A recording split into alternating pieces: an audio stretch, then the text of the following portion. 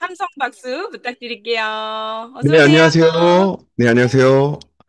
네, 저녁 식사 맛있게 하셨습니까? 회원님들? 네. 오늘 제가 40분간 강의를 할 제목은 태우는 몸, 빠지는 몸, 미토콘드리아를 깨워라 라는 주제입니다. 우리 회원님들 미토콘드리아 다 깨울 준비 되셨나요? 네. 이게 제가 이 한 2시간짜리 강의인데 40분에 한번 압축을 해보도록 하겠습니다. 한번 신나게 한번 달려보겠습니다. 네, 제 소개 간단히 드리자면, 저는 그 KB라이프 재무설계사 24년 차로 있다가 지금은 행복하게 뉴스킨 사업을 부부 사업으로 진행하고 있는 이용민입니다. 이 사진 뭐 많이들 보셨을 거예요. 이제 저도 이 사진을 계속 내야 되나 하는데, 낼 때마다 놀라시는 분들이 계셔가지고 당분간은 계속 낼 생각입니다. 제가 건강 앞에서 말씀드렸지만 우리 박승혜 사장님께서 컨사님께서 말씀하셨죠. 제가 고혈압 당뇨가 엄청 높은 수치였고요.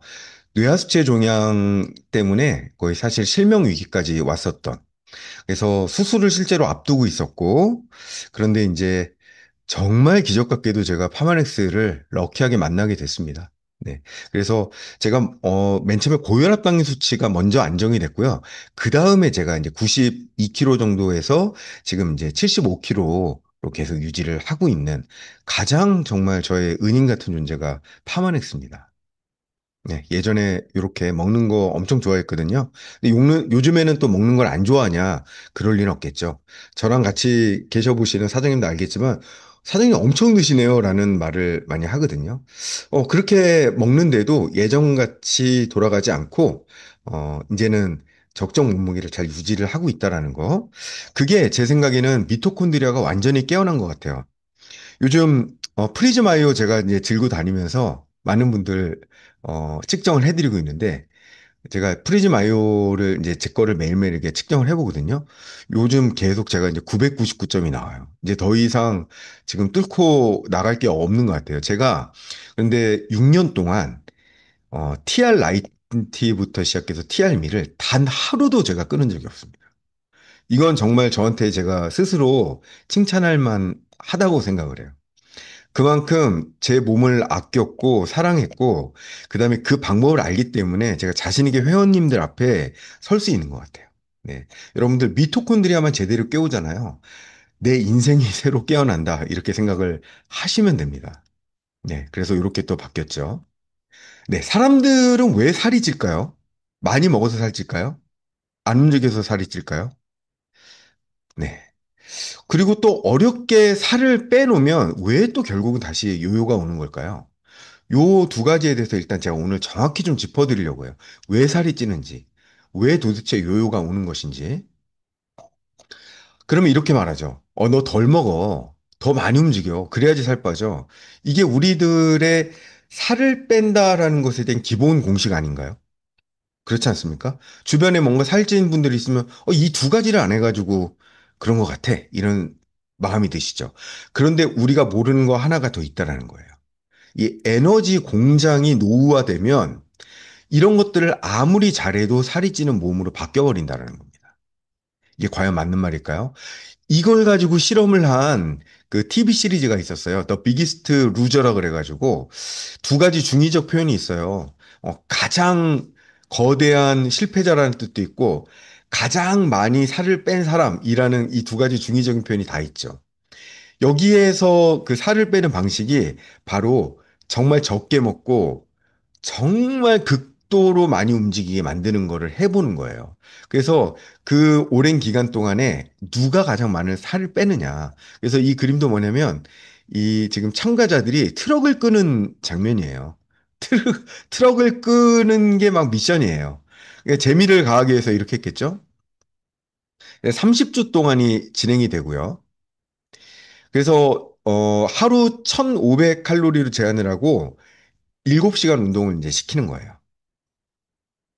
그래서 뭐 거의 협박에 가까운 그냥 멱살까지 지금 잡혀가지고 좀 막 울고 지금 난리가 났어요. 우리 컨셉님들도 우리 회원님들이 이렇게 하시지 않으시죠? 우리 항상 천사 같은 목소리로 이렇게 잘 코치해 주시잖아요. 우리 컨셉님들은. 자, 이렇게 뭐 엄마까지 부르면서 나는 다 내가 해냈어. 이렇게 하고 있죠. 그래서 몸무게가 없는, 이거 지금, 이거는 저기 파운드예요. 파운드이기 때문에 어떻게 해석하시면 되면 여기에서 곱하기 0.45 하시면 킬로그램이 되거든요. 그러니까 보통 200kg가 넘고 150kg는 기본적으로 넘는 이런 분들이 출전을 해가지고 실제로 어마어마하게 살을 빼죠. 30주 동안 정말 인고의 노력을 다해서 살을 빼는데 자, 이분도 엄청 살을 많이 빼셨죠. 거의 얼마 뺐나요? 한 100, 한 10kg 정도 빼신 것 같아요. 말이 110kg지 몸에서 110kg이 나간다고 생각을 해보세요. 어마어마한 게 나간 거죠. 그런데 문제는 이 역대 챔피언들의 삶을 다 관찰을 해본 다큐멘터리가 있었어요. 근데 이분들이 몸무게가 한 명을 빼고 모두 원상복귀가 됐다라는 거예요. 이분들 얼마나 매스컴 타고 난리가 났을 거 아니에요. 그러면 자기 책임감을 위해서라도 몸무게 유지를 얼마나 했겠습니까? 그런데 다 원상복구했다라는 거예요. 이게 실제 그래프예요. 30주가 지난 다음에 이렇게 빠졌죠. 이게 6년이 지난 다음에 다 원상복구가 돼버린 거예요. 그럼 이분들이 그 사이에 운동을 안 하고 식단을 게을리했냐? 그게 아니라는 거예요. 그걸 꽤 오래 같이 유지를 했음에도 불구하고 이 요요를 막을 수 없었다라는 게 바로 이 다큐멘터리의 핵심입니다. 왜 이럴까? 여전히 적게 먹고 많이 움직이는 것을 했음에도 불구하고 왜 이런 결과가 났을까? 다 요요가 왔을까? 이게 바로 이분들의 대사량의 변화예요. 실제 이분들 다이어트 하시기 전에 기초 대사량 2600, 2500이었잖아요. 그런데 다이어트를 한 직후의 대사량이 확 줄었죠. 그런데 6년 뒤에 휴식 대사량과 기초 대사량이 마찬가지로 엄청 줄었다는 거예요. 근데 대사 감소 효과가 이게 무슨 말이냐면 몸에서 에너지를 태우는 능력치 자체가 줄어버린 거예요. 몸에서 살만 빠진 게 아니라. 이런 것들을 겪으신 분들이 바로 우리가 아는 연예인분들, 그 주비 모 다이어트 이런 데서 이제 광고비 받고 협찬 받아가지고 쫙 빼고 나서 완전히 요요가 오신 분들 많죠. 그분 중에 이제 유재하 님도 그랬고요. 그래서 이렇게 됐다가 다시 이렇게 원복됐죠.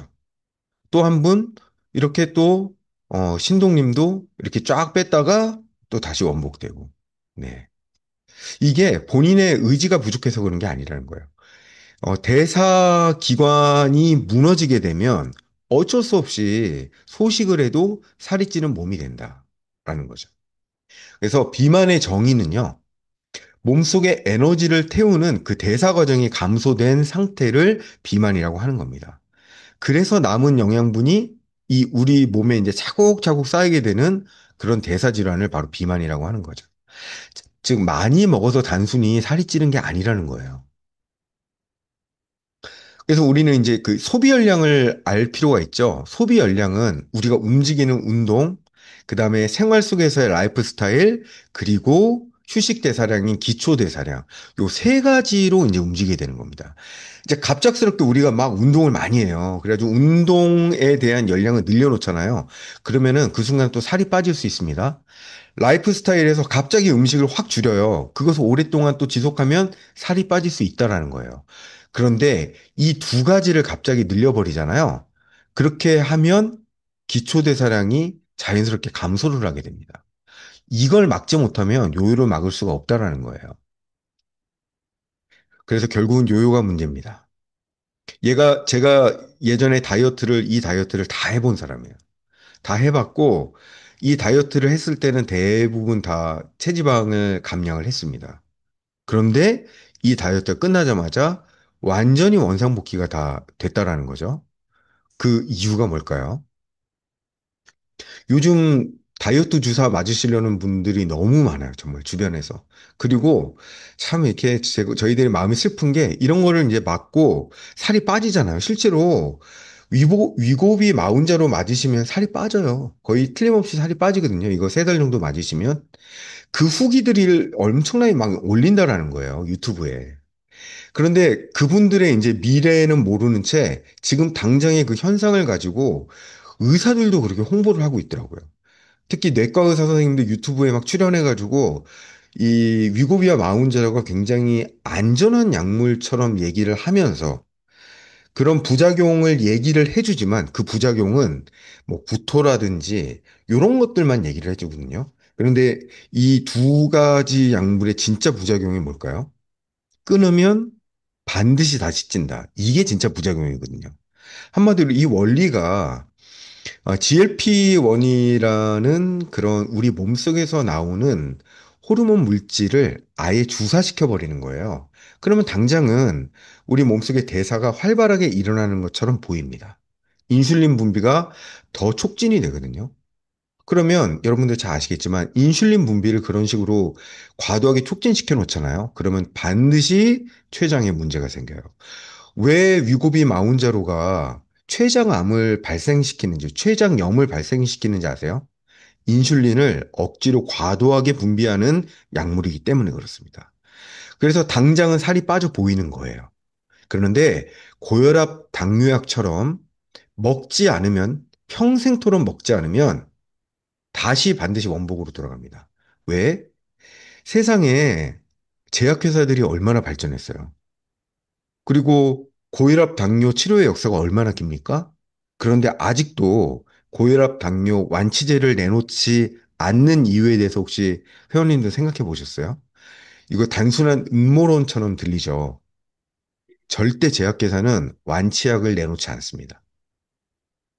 제약회사가 완치약을 내놓는 순간 제약회사는 문을 닫습니다.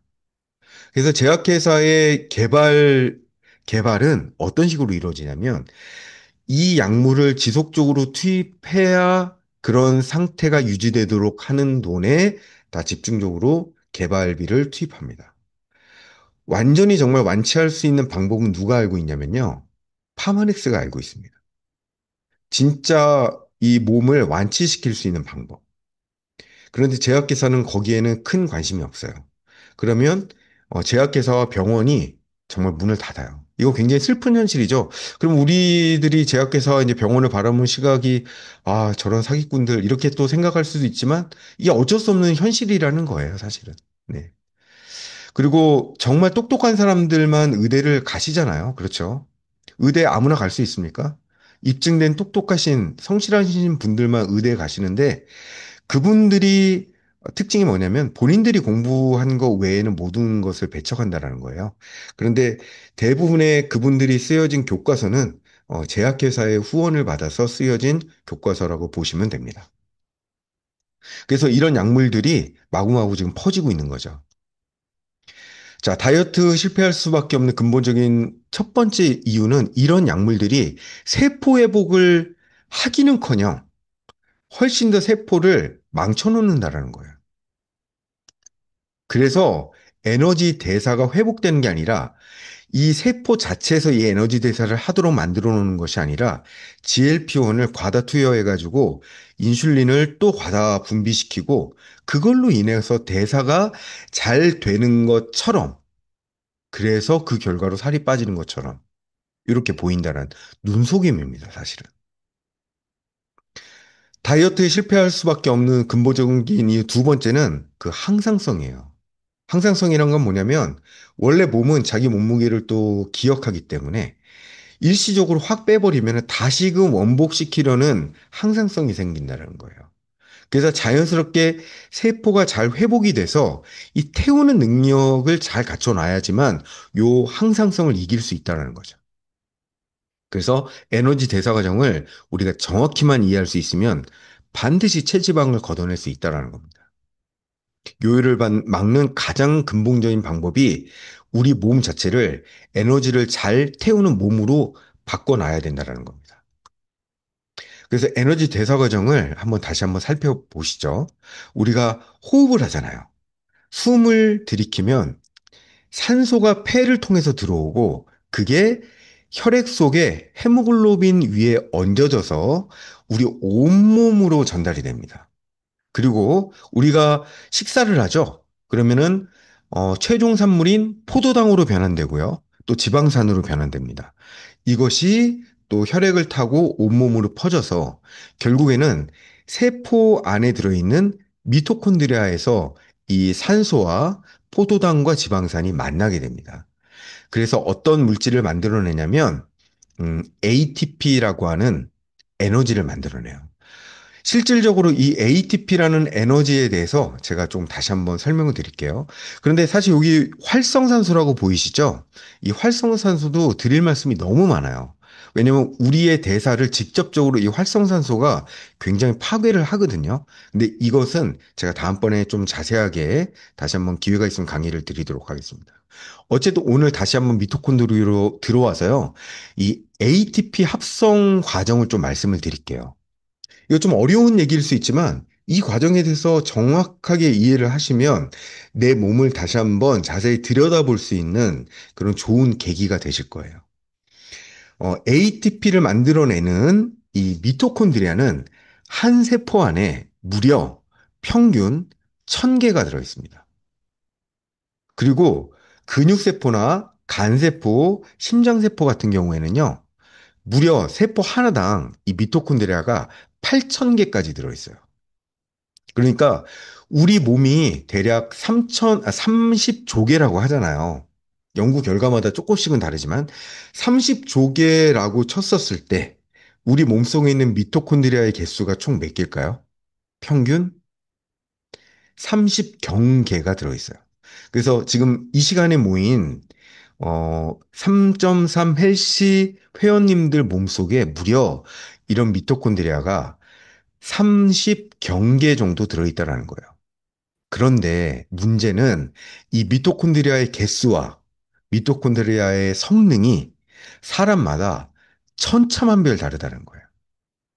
이게 바로 이 사람의 어, 건강을 나타내는 바로미터가 됩니다. 이 미토콘드리아의 개수와 효용감. 어쨌든 이 미토콘드리아에서 ATP를 만들어내거든요. 이 ATP가 바로 우리 몸속에 있는 미세 전류 있죠. 갈바닉 전류.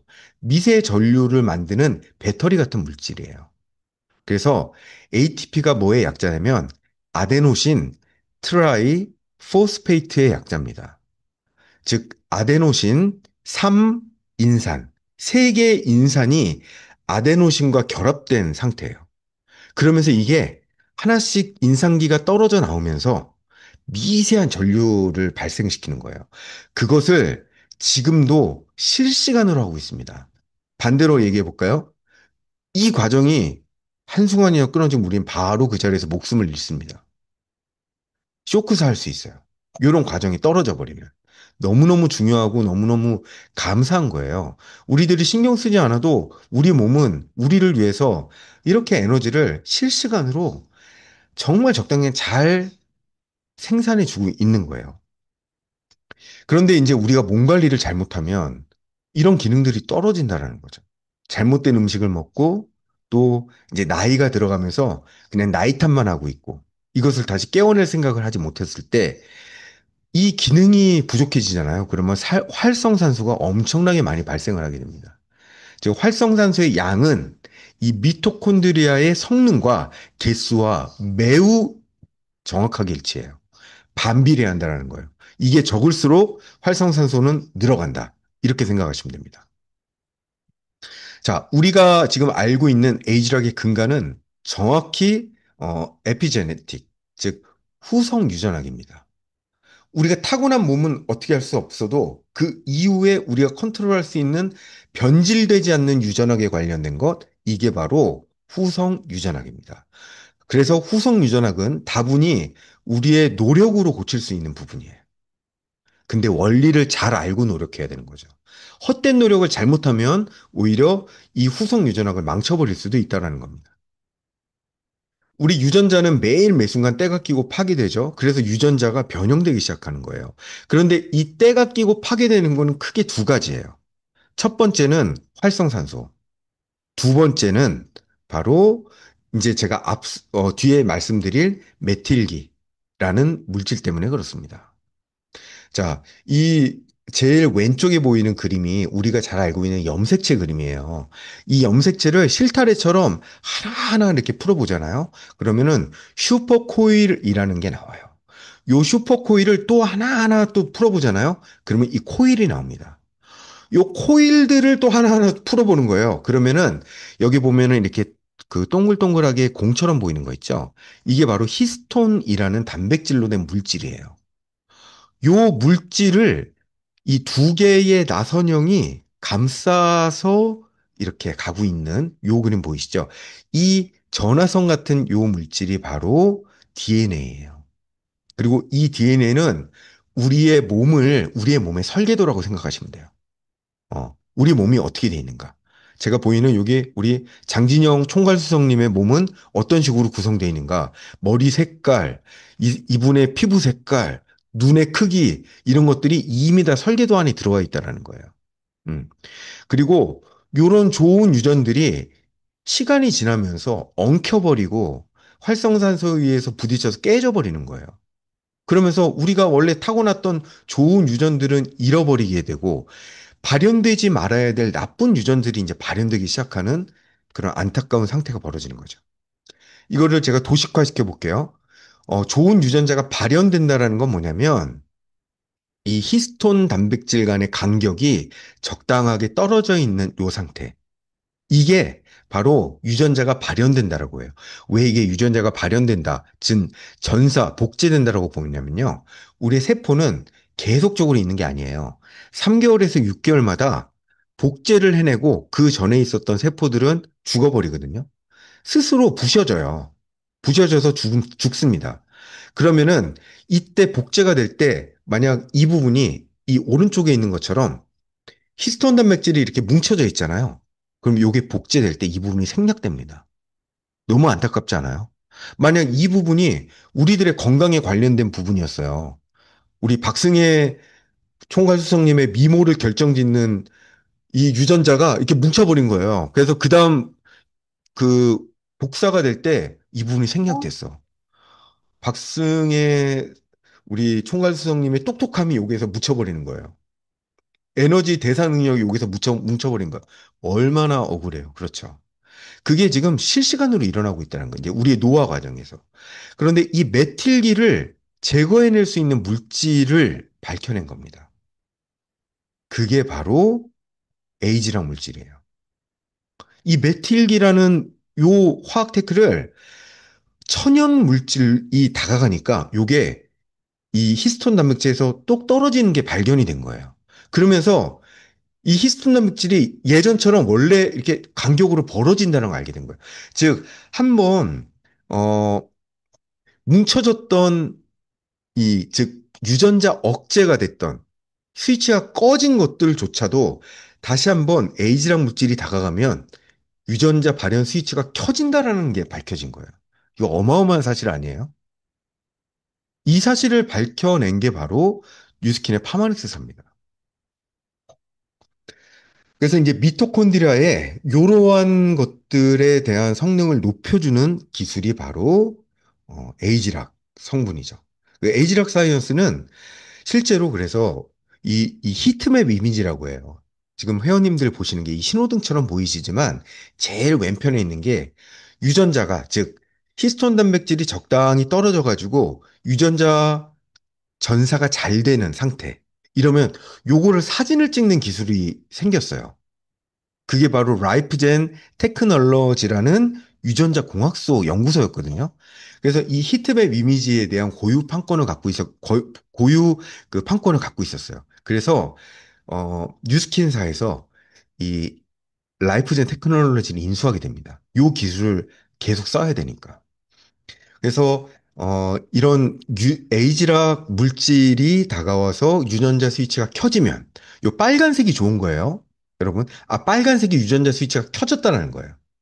빨간색이 좋다기보다도 이 히트맵 이미지를 보시는 방법이 있어요. 처음에 유전자 발현 젊은 조직에서 빨간색이 켜져 있는 부분 있죠. 여기가 바로 좋은 유전자가 몰려 있는 곳이고요. 요 초록색이 켜져 있는 부분 있죠. 여기가 사실 안 켜져야 될 유전자가 모여 있는 곳이에요. 그래서 젊은 유전자 조직은 이 켜져야 될 부분은 켜져 있고 꺼져야 될 부분은 초록색으로 꺼진 부분. 요게 가장 좋은 건데 이제 나이가 들고 이제 상처를 받고 몸이 비대해지고 대사가 떨어지고 미토콘드리아 막 이런 조직은 켜지지 말아야 될 조직에 빨간색이 들어와 버리는 거예요. 그리고 켜져야 될 쪽에 이 초록색으로 꺼져 버렸죠. 이게 이제 가장 안 좋은 상태인 겁니다. 그래서 암도 발현되고 여러 가지 우리가 정말 막아야 될 여러 가지 질병들이 막 생겨나는 거죠. 그런데 에이즈랑 물질이 투여되면 다시금 예전과 비슷하게 켜져야 될 부분의 유전자가 다시 켜지고 꺼져줘야 될 유전자 부분이 다시 꺼지는 요 상태가 비슷하게 나오는 거예요. 그래서 에이즈락 사용된 이후에 92%의 변화된 유전자 중에서 YGC, 즉 젊음에 관련된 정보를 가지고 있었던 유전자 군락이 94%가 재배열됐다는 거예요. 한마디로 말하면 90% 이상이 젊은 유전자로 복구된다. 이거는 정말 노벨상 받아야 될 기술입니다. 네. 근데 이 판권을 지금 뉴스킨 사업자분들이 쥐고 계시는 거예요. 에이지락을 한 줄로 말하자면 강력한 항산화를 통한 항노화 프로그램이에요. 즉, 살이 빠진다라는 것은 항노화된다라는 뜻입니다. 이거 전문적으로 말하자면 후속 유전학을 이용한 미토콘드리아 활성화 프로그램이 바로 에이지락입니다. 지금 회원님들이 드시고 계시는 쉐이프에스, 그다음 혈당 있지, 점프 스타트인, 쉐이크, 그냥 꽤 맛있네. 그리고 맛있게 드시고 계시죠. 점프 스타트, 좀 쓰네. 이러고 드시고 계시죠. 이 물질들이 몸에 투여될 때마다 우리 몸이 이렇게 유전자가 복구되고 있다라는 사실을 알고 드시면 정말 매 순간 감사하게 드실 수 있을 것 같아요. 예, 이제부터 이제 실전입니다. 자, 미토콘드리아를, 알겠어. 이렇게 고쳐놨어. 그러면은 대사기관이 잘 고쳐지는 거잖아요. 그런데 이제 우리 회원님들 바라시는 건 뭐예요? 나의 숨겨진 뱃살, 나의 숨겨진 뒷구리살, 남들은 알지 못하는 나의 하복부들, 하복부살, 나의 늘어진 요 팔뚝살, 요거 어떻게 뺄 거예요? 그런데 이런 것들을 어떻게 하면 효과적으로 제거할 수 있을까는 공장만 고쳐놓는다고 되는 문제는 아니라는 거예요. 원료 투입부터 바꿔야 된다는 겁니다. 즉, 우리가 먹는 음식의 종류부터 바꿔내면 정말 빠른 시간 내에 우리가 원하는 몸을 망치지 않고 원하는 그런 몸을 만들 수 있다는 거죠. 이거를 그림으로 한 장으로 제가 만들어 봤어요. 예전에 한 130만큼 먹어요. 그런데 에너지 대사 공장의 효율성이 70점이에요. 그럼 어떻게 될까요? 이렇게 되는 거예요. 네. 많이 뵌 분이죠. 그러니까 몸속에 계속 50씩 계속 축적이 되는 거예요. 여기 곳곳에. 그런데 적당량 먹어요. 적당량 먹는데 먹는 종류를 바꾸는 거예요.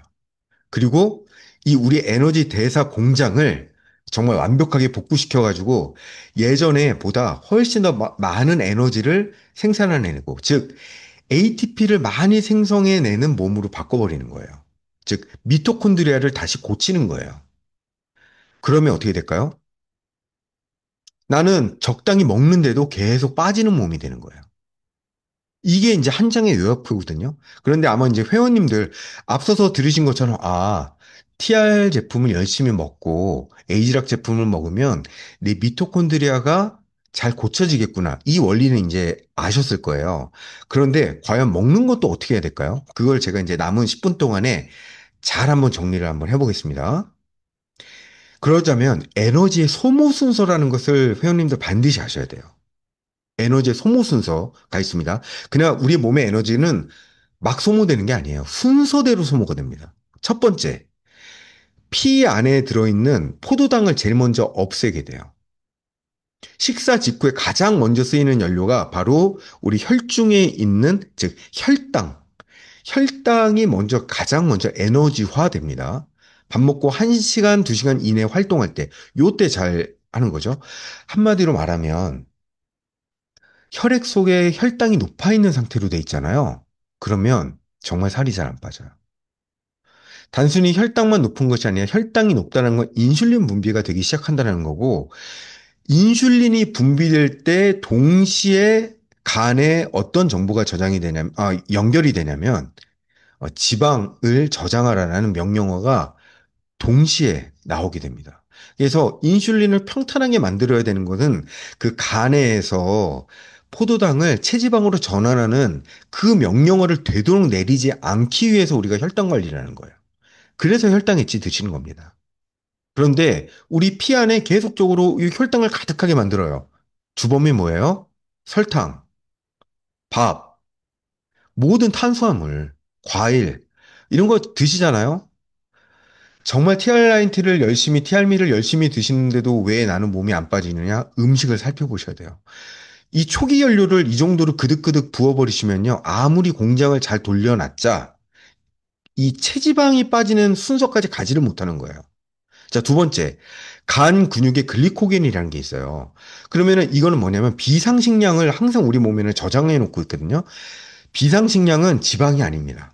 글리코겐이라는 물질이 있어요. 그리고 그 글리코겐은 간과 근육에 주로 저장이 되어 있습니다. 그래서 만약에 혈당이 떨어지면 우리 몸이 살아야 되잖아요. 살게 하기 위해서 비상식량을 글리코겐이라는 물질로 저장시켜 놨어요. 근데 저장량은 다행스럽게도 최대 24시간 안에 다 소진시킬 수 있어요. 한마디로 혈당과 간과 근육에 있는 글리코겐을 없애지 않고서는 체지방까지는 오지도 않아요, 순서가. 그 다음번에 우리 몸에 있는 체지방, 지방 분해가 일어나기 시작한다는 겁니다. 즉, 미토콘드리아는 두 가지의 원료를 써요. 앞서 말씀드렸던 것처럼 포도당이 있으면 무조건 포도당 먼저 씁니다. 포도당과 지방산이 같이 들어오잖아요? 절대 지방산 먼저 안 써요. 여러분들 왜 그런지 아세요? 포도당은 몸속에 들어오기가 힘들어서 그렇지, 즉, 인슐린의 도움 없이는 세포 안으로 들어오질 못하잖아요. 그런데 일단 세포 안으로 들어오면 굉장히 빠른 속도로 에너지로 전환될 수 있는 게 바로 포도당이에요. 근데 지방산은 그렇지 않아요. 지방산은 세포막은 잘 통과해서 세포 안으로 들어와요. 그런데 이 대사 과정이 굉장히 복잡합니다. 그냥 지방산이 포도당처럼 바로 이 ATP로 전환되는 게 아니에요. ATP로 전환되려면 몇 단계 과정을 거치는 복잡한 과정이 생겨요. 그래서 몸 입장에서는 포도당이 먼저 보이잖아요. 무조건 포도당을 먼저 씁니다. 여러분들 살 빼고 싶나요? 몸속에 있는 포도당 빨리 걷어내셔야 돼요. 그래야지 내 체지방을 태울 수 있는 순서가 옵니다. 즉, 글리코겐이 줄어들어야지 그제서야 지방세포가 지방산과 글리세롤로 분해되기 시작해요. 그래서 우리 3.3 헬시 회원님들은 어떻게 하면 글루코겐 소진시킬까 연구하셔야 돼요. 근데 제가 글리코겐 소진할 수 있는 가장 좋은 방법을 오늘 강의 제일 마지막에 알려드릴 겁니다. 기대하십시오. 또 지방산은 근육, 심장의 에너지원이고요. 또 글리세롤은 간에서 다시 포도당으로 변환시켜가지고 쓰일 수도 있어요. 근데 말씀드렸던 것처럼 지방산은 그냥 타지 않습니다. 몇 단계를 거쳐야지만 타게 돼요. 그리고 장시간 운동하고 단식을 좀 하고요. 저탄고지 상태에서 비로소 주 에너지원으로 전환이 돼요. 그래서 만약에 정말 장시간 운동하실 자신이 없으시잖아요. 그러면 하루 이틀이라도 단식을 하셔야 됩니다. 간헐적 단식을 하셔도 좋고, 비채식을 하셔도 좋은데, 어떻게든 탄수화물을 완전히 걷어내는 과정을 하루 이틀 정도 한번 해보세요. 저는 완전 단식은 별로 권해드리지 않아요. 그래서 완전 단식하지 않고 사회생활을 할 수 있는 그런 방법을 좀 알려드릴까 합니다. 한마디로 탄수화물을 확 줄이고요. 단백질을 항상 적당량으로 유지한다. 여기에서의 적당량은 몇 g이냐면요. 근육을 좀 만들기 위해서는 80g에서 120g 정도가 매일 단백질 형태로 들어올 수 있도록 만드는 거. 근데 이거 이상으로 들어오잖아요. 잘못하면 요산 수치가 높아질 수 있어요. 그래서 단백질 함부로 드시면 통풍이 쉽게 옵니다. 막 퍼드시면 안 돼요. 이거 단백질 아무리 먹어도 괜찮을 것 같죠? 그렇지 않습니다. 단백질 반드시 적당량 드셔야 되고 몸에서 잘 쓸 수 있는 단백질만 골라 드셔야 돼요. 왜 많은 연예인들이 운동하다가 통풍이 오겠습니까? 그리고 중요한 거는 순수 지방, 올리브 오일, 그다음에 요즘 MTC 오일도 굉장히 유행하고 있죠. 그다음 순수 치즈, 완전히 당을 제거한 요거트, 견과류, 돼지고기 이런 것들을 많이 드셔야 됩니다. 오히려 이런 것들이 몸에 살을 빼는 과정을 만들어냅니다. 자, 그래서 오늘 제가 키토제닉, 즉, 케톤이 발생되는 저탄고지 다이어트에 대한 식단을 말씀드릴 거예요. 지금 다들 TR 관련 제품들을 드시고 계시기 때문에 이 미토콘드리아가 잘 지금 이제 치료가 되고 있을 거예요. 공장이 잘 지금 고쳐지고 있을 거란 말이에요. 이럴 때 이제 원료의 종류도 좀 바꿔주시면 굉장히 도움이 됩니다. 자, 탄수화물을 극도로 줄이는 거예요. 한 20에서 50g 이하로 줄이셔야 돼요. 그리고 우리 몸의 주요 에너지원을 지방으로 바꾸시는 과정을 이 키토제닉. 키토가 뭐냐면 우리 키토 김밥 많이 들어보셨죠? 키토 김밥. 이 키토 김밥이 뭐냐면요. 달걀 들어있는 김밥이 키토 김밥이 아니에요. 이 키토제닉 김밥의 약자예요. 이 케톤, 우리는 이제 이걸 케톤이라고도 하는데 이 케톤이 뭐냐면 우리가 지방산을 분해하려면 최종적으로 이 지방산이 케톤이란 물질로 바뀌어야 돼요. 그래서 이 케톤이란 물질이 바로 ATP로 전환되는 거예요. 포도당은 바로 ATP로 전환된다고 말씀드렸죠? 지방산은 여러 과정을 거쳐서 케톤이라는 물질로 돼야지만 ATP로 전환되는 겁니다. 그래서 몸속에 지방이 막 타기 시작하잖아요. 그러면은 케톤이란 물질이 몸속에 되게 많아져요. 즉 탄수화물 줄이고 지방을 늘려서 포도당 모드에서 지방 연소 모드로 바꾸는 식단이 바로 키토제닉 식단입니다. 체중이 왜 빠지냐면 핵심 원리 세 가지 빨리 말씀드릴게요. 첫 번째, 인슐린 자체가 확 낮아져요. 그래서 지방 저장을 안 하는 몸으로 바꾸는 겁니다. 오히려 그래서 위고비와 마운자라고 반대로 가는 거예요. 위고비 마운자로는 GLP-1을 확 높여가지고 인슐린을 확 분비를 시켜버리는 거죠. 우리는 인슐린을 낮게 만드는 거예요. 그래서 탄수화물을 적게 먹으면 인슐린 분비량이 떨어지고 인슐린이 낮아지면서 몸은 지방을 저장하지 않고 태우는 모드로 바뀌어버리는 거예요. 이게 굉장히 중요한 원리입니다. 두 번째, 케톤이라는 에너지를 사용하면요, 지방 연소 속도가 굉장히 빨라져요. 즉, 우리가 그런 순수 지방을 먹고 지방산을 이 미토콘드리아에서 이렇게 ATP로 전환하는 능력이 생기잖아요. 그러면 우리 몸 속에 있는 것도 지방산을 끌어올리는 능력이 생깁니다. 굉장히 중요한 한 말씀 드릴게요. 우리가 탄수화물을 많이 먹어왔잖아요. 그러면 우리 미토콘드리아는 지방산을 케톤으로 변환시키는 능력을 소실하게 돼요. 너무 무섭지 않아요? 그러니까 한마디로 죽어라 살이 안 빠져요. 그거를 그 미토콘드리아 대사 증후군이라고 하거든요. 미토콘드리아를 이걸 살려놓는 게 에이즈락이에요. 그러니까 기껏 살려놨으면 이 에이즈락으로 잘 살려놨으면 이 미토콘드리아를 잘 사용해야 된다는 거예요. 세 번째는 요 과정만으로도 렙틴이 굉장히 개선이 돼요. 그리고 혈당, 아마 이거 연소혈당계 재고 키토제닉 식단 딱 열흘 만에 보세요. 정말 놀랍게 안정된 혈당 상태를 경험하실 수가 있을 겁니다. 그럼 뭘 먹는 식단이냐? 먹어야 되는 건 이런 것들이에요. 고기, 생선, 달걀, 아보카도, 올리브오일, 버터, MCT, 견과류, 순수 치즈, 가공 치즈 말고 순수 치료, 잎채소, 오이, 브로콜리, 그다음 저탄 야채. 저탄 야채 뭔지 아시죠? 달지 않은 야채. 토마토 같은 거. 그다음 여기 이제 빠졌지만 이 안에 이제 그 두부가 들어갑니다. 두부 들어가니까 두부 많이 드시고요. 그다음에 티알미 쉐이크 너무 끝내주는 거죠. 티알미 쉐이크. 우리가 꼭 먹어야 되는 식단 중에 하나입니다. 근데 이때 반드시 우리가 지금 퀵바디 다이어트 많이 하시잖아요. 이때 요것만 피해도 열흘간 진짜 드라마틱한 몸을 만드실 수 있어요. 밥, 빵, 면, 떡 너무 유명하죠. 근데 과일 다 끊으셔야 돼요. 과일 끊읍시다. 열흘만. 네. 평생 끊는 거 아니고 열흘만 한번 끊어보세요. 감자, 고구마 끊으셔야 돼요. 퀵바디 다이어트에 고구마 들어있으면 살 안 빠지는 다이어트가 됩니다. 옥수수 물론 끊으셔야 돼요. 설탕, 과자, 초콜릿 다 끊으셔야 되는 건 뭐 당연하고요. 그런데 100% 초콜릿이 나왔어요, 요즘. 100% 초콜릿은 드시는 게 오히려 유리합니다.